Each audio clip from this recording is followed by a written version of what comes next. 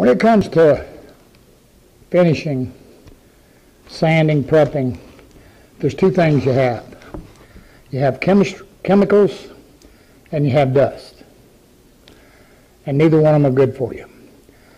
There's no good sawdust that you want to breathe, and there's certainly no finish you want to breathe. Several things you want.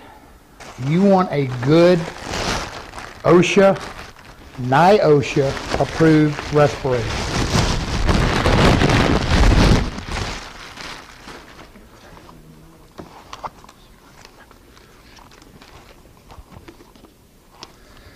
When you buy it, you want to look on it and make sure that it tells you it's for chemicals. They're not cheap, but you want a good one. Very, very important. If you're just doing regular sanding, and I mean I'm talking about, poplar and whatever, it depends upon, you can often get by with a good fitting dust mask. I do not recommend just the little paper things unless you have good dust collection with your sanders. But these definitely are not for finishing. In the finishing, you've got to have a good respirator. Safety glasses, that's a given on anything. And hearing protection. You just can't be too safe. The other thing is you want gloves. You want a pair of good nitrate, chemical-resistant gloves. Very, very important.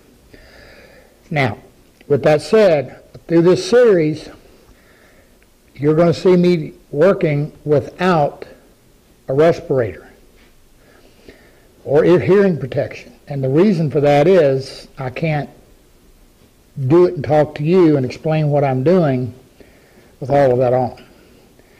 But I'm going to re-emphasize again. You definitely want to do it. I will also tell you that the equipment we have very good dust collection on it, and particularly when we get back into the spray booth and we're spraying, we have, and you'll show you more of this later, we have a tremendous amount of airflow. So we're not building up much of any kind of a chemical mist in the air or so forth. But even then, you still want good protective. When you're finishing, sanding, again, you're not doing something around a saw or whatever.